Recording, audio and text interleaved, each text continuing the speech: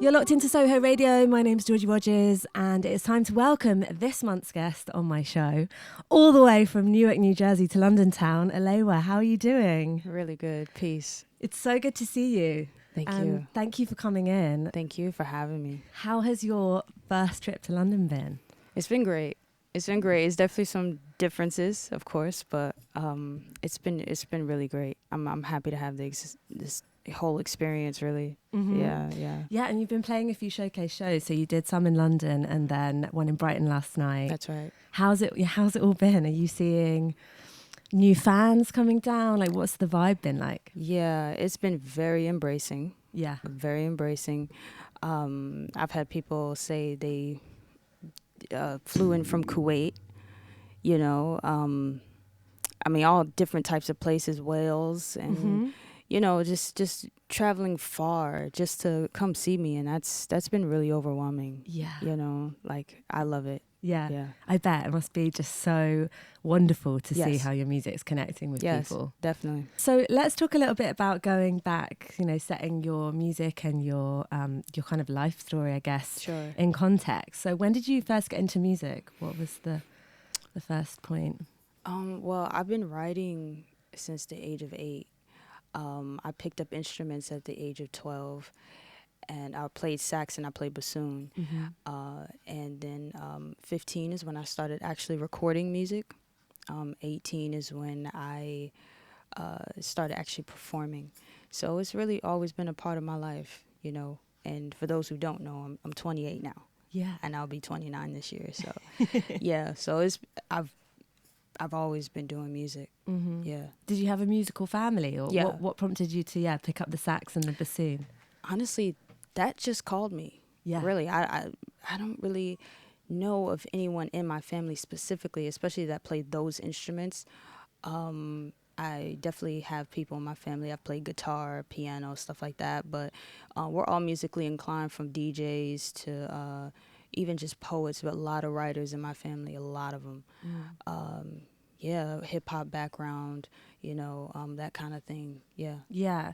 And I guess when you're younger, like if you're already writing from 8 and then when you hit your teens, it's such a formative time, isn't it? Sort of finding your own identity in terms of, like, you know, not just music that you've been put onto by your parents or your brother or sister or whatever, and then suddenly as a teenager it's like you find your own stuff, and it's so mind-blowing, isn't it, at that age when you really connect with something. It's beautiful to see yourself evolve, you know, as you keep working on your craft. Yeah. You know what I mean?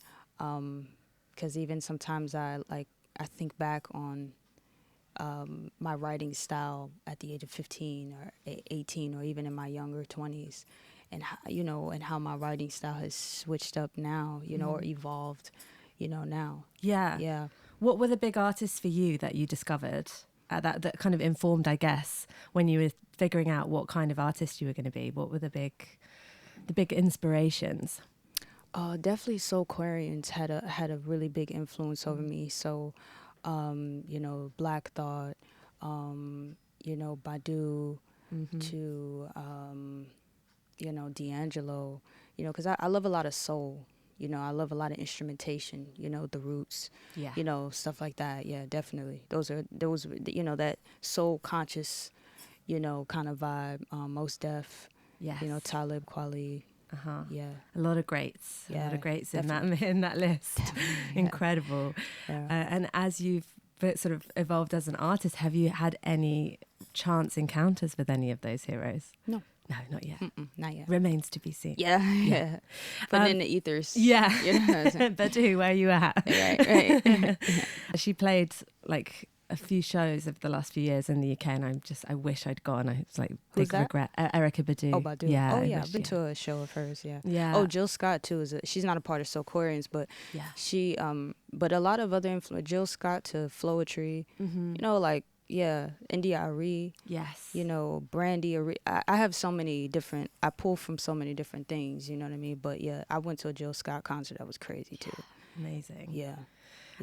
What was it like growing up in New Jersey? What's the music scene like there?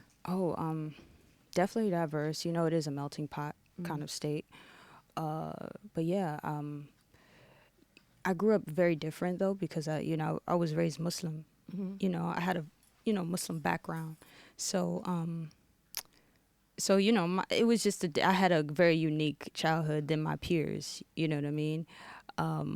But yeah, it was, you know, average childhood, yeah. Yeah. Yeah. And then did you go to New York a lot? Like, what's your relationship like with New York?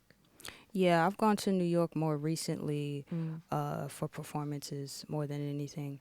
You know, back in the day, it was just like leisure, like just, you know, restaurants and, you know, just vibing. But now it's definitely more, you know, as far as connecting musically. Yeah. Yeah. And what have the shows been like there then? Oh, really great. Yeah. I just did a headline show in Brooklyn in December. That was great. That sold out. It was amazing. Yeah. Yeah, it was amazing. Yeah. Tell me about Sayin Nothin, because I think, firstly, let's talk about the production on it. The vibe of it is so cool. Thank you. Yeah, instantly. Yeah. I love the lyrics, but also the production sort of adds and elevates in such an amazing way. Thank you.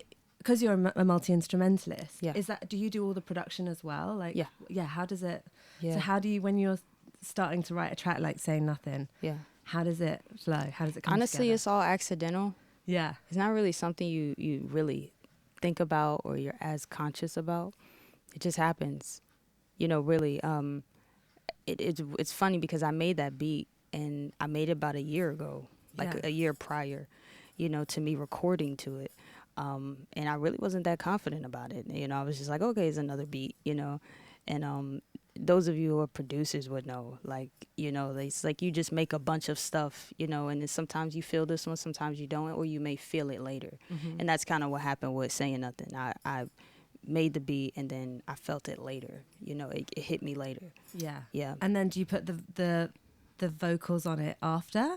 So do you make the track first and then write I always make the beat verses? first. Yeah. I really love production. I really, really love producing. Yeah. Really do. Yeah. And then from there, that's when the words come to me. Definitely.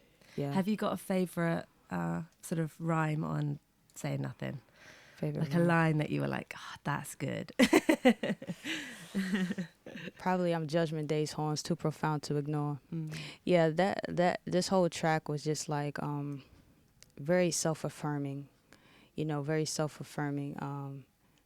Cause I was in a different place when I wrote it too. So it was just like, you know, just reminding myself of who I am, you know, kind of thing. And everybody else talking, they ain't saying nothing though. You know what I mean? Yeah, kind of that's thing. good. Like, you know. So yeah. Yeah. And then also in terms of like the poetry of it, it's so poetic as well. Yeah.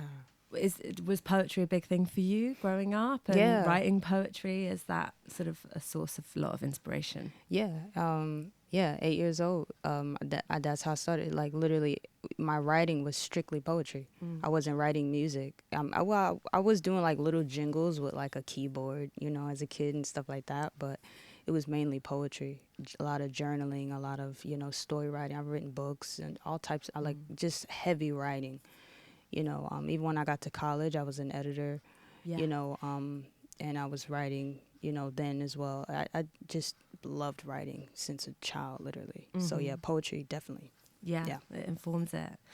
Is there anything else we're going to play it, because I mean this track is blowing up as well, which we'll talk about the reaction to it. It's getting such a great reaction. But is there anything else you can say about it, just about the making of it or the story of it, or anything that springs to mind? Yeah, I think it's an amazing track that everyone can relate to some, you know, way, shape, or form. I think it really brings a different, I think it cuts through the noise a bit, you know what I mean?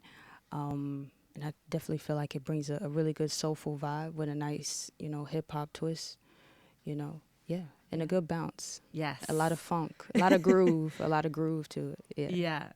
Okay, let's hear it. So this is Eléwa and Sayin Nothin.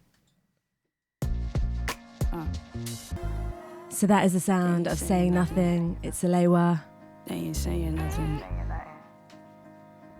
And she joins me live in the studio today. That's right. It's so great to have you here. Thank you. And there's a video for that track as well, Sayin Nothin. Yeah. So let's talk about that. Is that in the New York subway that you filmed that? That was in Brooklyn subway at Hoyt in Brooklyn, yeah. You did well, because there wasn't that many people around. Did you have to go like really early in the morning or late at night? No, it was actually really late. Yeah. It was really late. And what's great about that was the same subway that Michael Jackson shot Bad in. Oh, no way. So it really had such a vibe there. Yeah. I felt chills when we were creating it too. I was like, okay, yeah, I feel something, you know? Yeah. Yeah. Yeah, it looked so cool. Like just raw, real raw. And the tiles behind you and the fact that it was filmed in black and white, it looks amazing. Thank you. A really special visual to kind of accompany the track. Big shout out to Joshua Sims for filming that. Yeah. Yeah. Really great. And what's it been like for you then, seeing this track just kind of gather? Because it's had a lot of hits, a lot of people are listening to it and finding it. So yeah, what's that like for you? It's overwhelming, you know, in a good way. Like, it's just like, I just appreciate it because, you know, I don't put too much thought into what I do necessarily, as far as like just being so like, okay, I want to make a hit today. You know what I mean? Like, it doesn't really work that way. I just go with the flow. And when people come up to me and say, hey, this really got me through, or hey, this really inspired me. You know, one fan came up to me on my first show, and she was like, yeah, I had a stroke, and you know, that song just it just kept my spirit high. You know, I was like, wow, like, you know, stuff like that. It's like, whoa, you know. Yeah. Really, really amazing to hear how it's touched people in that way. Yeah. And there is an EP out, Ghetto Nefertiti is out, right? Yeah, that's right. And you can go and buy that. Exclusively on my site, elewamusic.com, ELEWA music. And I'm very direct to consumer. That's like my whole model, mostly. Yeah. I wanted to ask you about that. Like, what's it like being, a fiercely independent artist in 2025? It's really, it's great. It's demanding, of course. You know, you have to wear many, many, many hats. But it's I really love it because I have all the creative control, you know, and I also get to rest when I want to rest. I get to move whenever I want to move. You know, I get to move at my own pace, and that's important for me. Yeah. And I want to kind of talk a bit about just generally the scene of hip hop and female hip hop. Sure. And obviously Doechie's popping off in the US in a big way. Sure. Have you heard of Little Sims over here in the UK? I've heard, yeah. Little Sims, I mean, she's just been absolutely on fire the last few years, and it's been incredible to see her music reach a bigger audience. Nice. And obviously, you know, with everything, it takes time for the grassroots independent talent to come through and evolve and grow. That's right. And I'm just wondering, like, what's kind of helped you on your journey with that, navigating the industry and things? Just being grounded, and really, truthfully, just following my intuition. Like, I always make sure I'm being led spiritually first and foremost before anything. And that's key for me. So, yeah, just literally just staying grounded, following my intuition. If something doesn't feel right, I won't do it. You know, I'm highly, highly intuitive, highly sensitive. You know, I really go off of vibration. If it does not feel right, I can't involve myself with it. You know, and that's it. So that's really literally how I navigate, you know, with this whole thing. If something doesn't feel right to put out, I won't put it out. You know, if this feels right to drop, I get to drop. And that's the beauty of being independent also is, you know, when I make something and I'm like, something's telling me put it out now, I could do that. Yeah. And it feels good. Yeah, there's less reins kind of on like a big sort of industry record label machine that's like, right. You can't put this out till another 12 months. And you're like, by then the moment's gone and there's more immediacy. Exactly. But I think it's also a really hard time at the moment for for artists in the industry. I feel like it's a bit broken.